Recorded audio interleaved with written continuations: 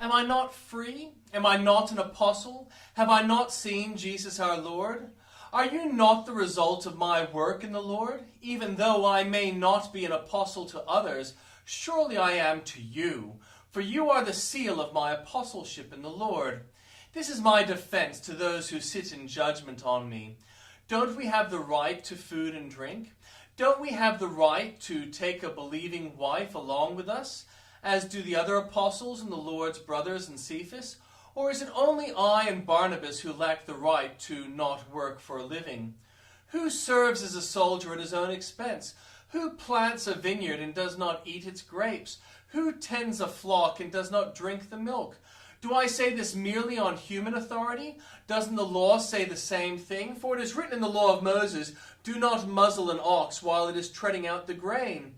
Is it about oxen that God is concerned? Surely he says this for us, doesn't he? Yes, this was written for us because whoever plows and threshes should be able to do so in the hope of sharing in the harvest. If we have sown spiritual seed among you, is it too much if we reap a material harvest from you? If others have this right of support from you, shouldn't we have it all the more? But we did not use this right. On the contrary, we put up with anything rather than hinder the gospel of Christ.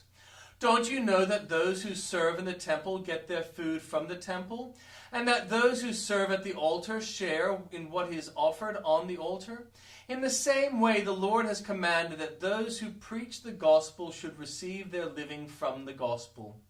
But I have not used any of these rights, and I am not writing this in the hope that you will do such things for me. For I would rather die than allow anyone to deprive me of this boast. For when I preach the gospel, I cannot boast, since I am compelled to preach. Woe to me if I do not preach the gospel. If I preach voluntarily, I have a reward. If not voluntarily, I am simply discharging the trust committed to me. What then is my reward? Just this, that in preaching the gospel I may offer it free of charge, and so not make full use of my rights as a preacher of the gospel. Though I am free and belong to no one, I have made myself a slave to everyone, to win as many as possible. To the Jews I became like a Jew, to win the Jews. To those under the law I became like one under the law, although I myself am not under the law, so as to win those under the law.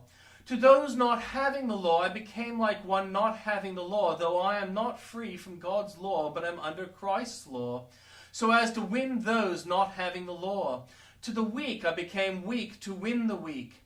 I have become all things to all people, so that by all possible means I might have some. I do all this for the sake of the gospel, that I may share in its blessings.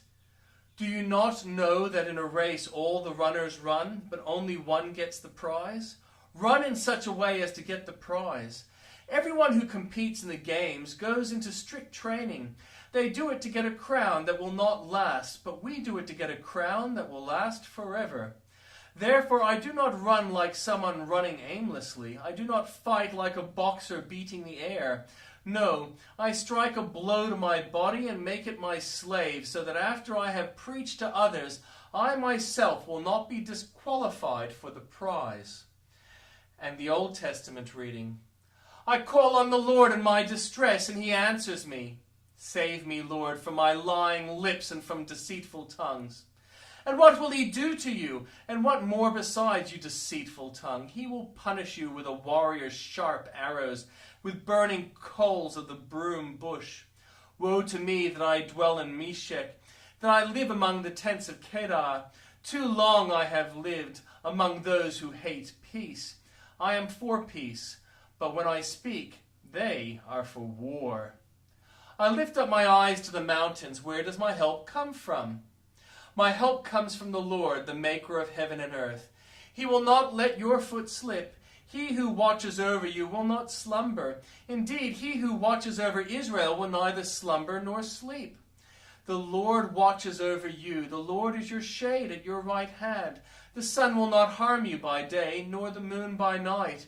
The Lord will keep you from all harm. He will watch over your life. The Lord will watch over your coming and going, both now and forevermore. I rejoice with those who said to me, let us go to the house of the Lord. Our feet are standing in your gates, Jerusalem. Jerusalem is built like a city that is closely compacted together. That is where the tribes go up, the tribes of the Lord, to praise the name of the Lord, according to the statutes given to Israel.